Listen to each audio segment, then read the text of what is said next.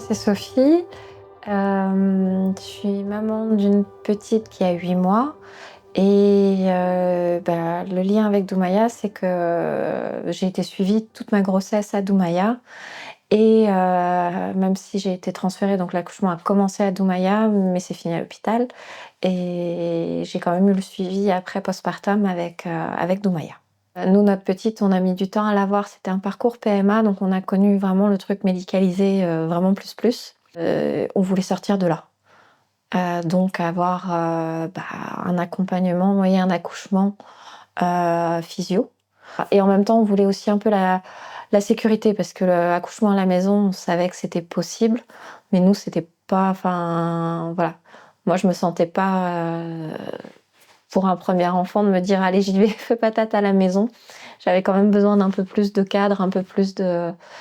Et du coup, la maison de naissance, c'est ce que ça offrait. J'ai mon conjoint qui, au début, m'a dit « c'est un peu toi qui vas accoucher, c'est toi qui décides ». Et en fait, ni l'un ni l'autre, on regrette. On était vraiment super contents d'avoir fait ça, parce qu'on s'est vraiment sentis accompagnés. Alors, j'ai fait énormément de recherches sur Internet, parce que dans mon entourage, c'était pas connu. Et même quand je parle des maisons de naissance, tout le monde pense que c'est un accouchement à la maison. Donc là, tu refais un peu le récap en disant non, c'est des structures tenues par des sages-femmes, bref.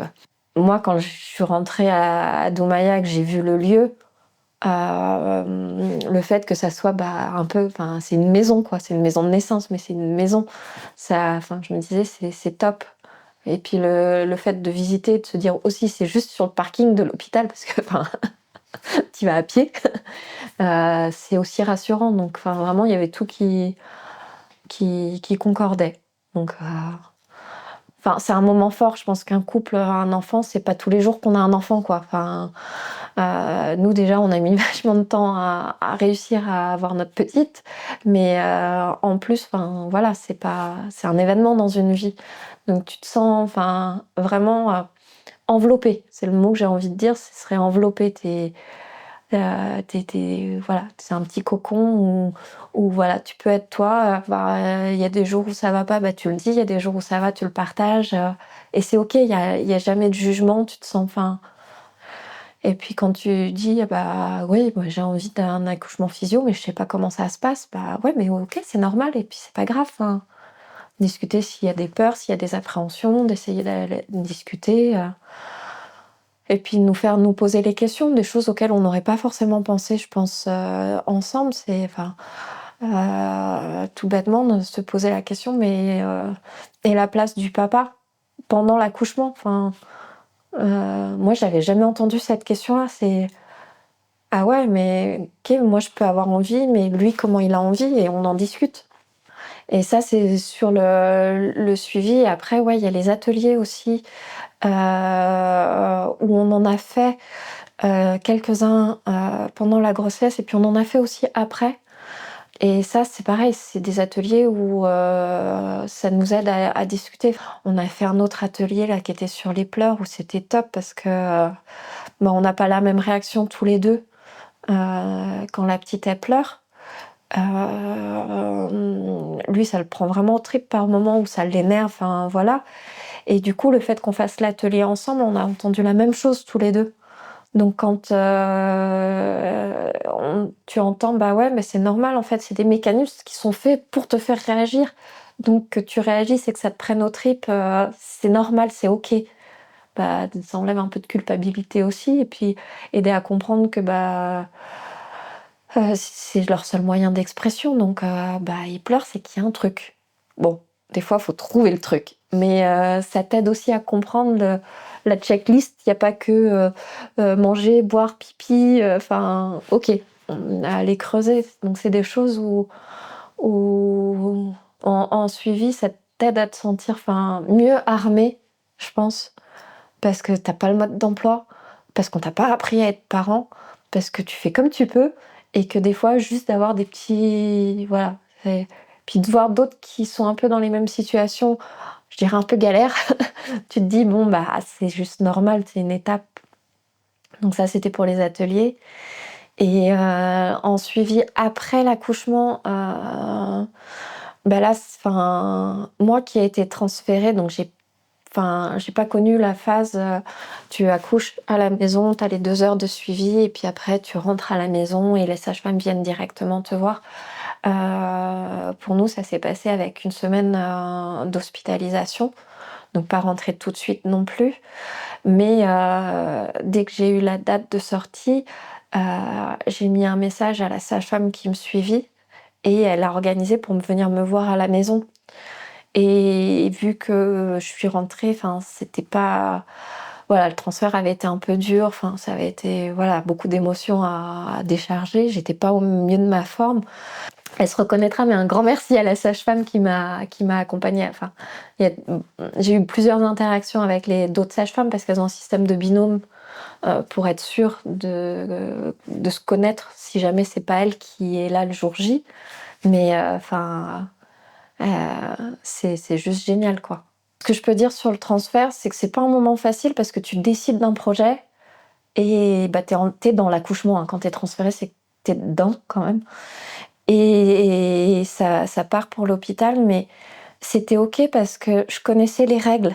Ce que je te disais plus tôt, elles ont été très cadrantes et puis tout le long du parcours de l'accompagnement, tu sais que s'il y a un moment, ça va pas ou qu'il y a soit que tu décides toi, soit qu'il y a un risque pour toi ou pour l'enfant, la sage-femme prendra la décision de te dire: «OK, maintenant c'est, médical, quoi. Donc transfert, c'est plus du physio, on change». Mais là, moi, c'est un transfert où j'ai commencé le travail à la maison de naissance et ça devenait trop douloureux pour moi, dans le sens où je me suis payé des crampes très importantes. C'était pas les contractions, ça, c'était OK. Je sais pas comment, parce que j'entends tout le monde, mais pour moi ça c'était OK. Mais c'est vraiment que je me suis payé des crampes, c'était très long. Donc au bout d'un moment, j'ai dit: «OK, là j'en suis plus capable». Physiquement, j'arrivais plus à récupérer, j'avais plus de phase de récupération. Donc si tu veux une péri, c'est à côté, c'est pas ici. Et ça je le savais. Donc voilà, et du coup, moi je leur avais demandé au niveau de mon projet si je demandais la péri, de bien vérifier que c'était vraiment mon choix et que c'était pas, donc elle l'a fait, quoi. Elle a attendu un peu, elle a demandé pour respecter bien mon choix. Et quand j'ai dit: «Non, on y va», c'est on y va. Et le transfert, c'est compliqué parce que du coup, tu passes d'un endroit super cocon, à l'hôpital avec des protocoles, qui sont leurs protocoles et puis c'est normal, voilà, c'est pas la même façon, ils peuvent pas faire du, comment ils appellent ça? One to one. Ils peuvent pas, c'est pas, et voilà, c'est pas le même, voilà, c'est, pas «le même monde» entre guillemets, c'est pas fait pour. Il y a eu à un moment, j'ai dû faire quand même le deuil après de cet accouchement physio complet, mais au moins j'avais commencé. Donc pour moi, j'avais quand même,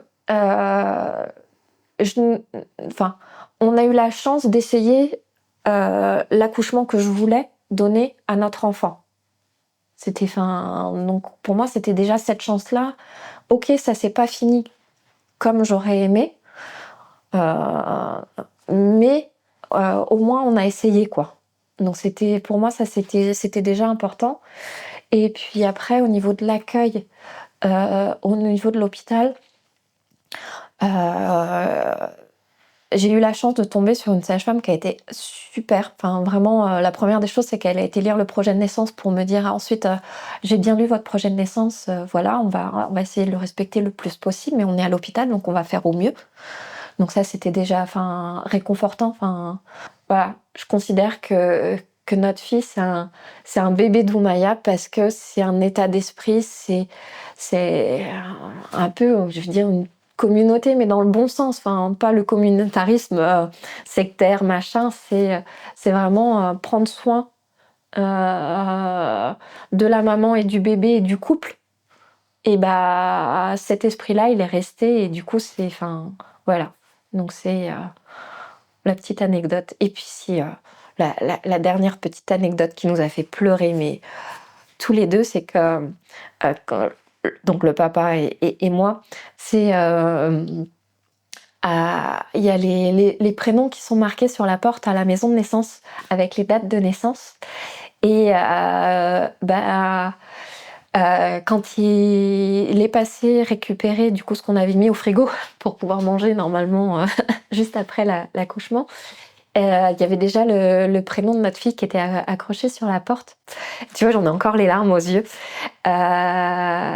Et du coup, de voir que, ok, c'est un bébé transféré, mais il y avait son prénom qui était sur la porte, bah, ça a renforcé le truc et ça a fait un bien, mais c'était le coup de, oh, ça vaut un gros câlin ou un morceau de chocolat, ou voilà. Donc, bon.